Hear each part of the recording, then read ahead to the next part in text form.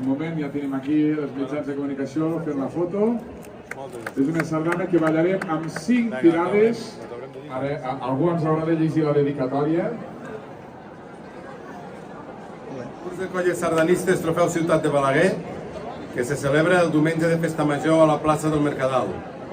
I a totes les colles que hi participen, convertint la final del campionat en una vibrant diada de concurs.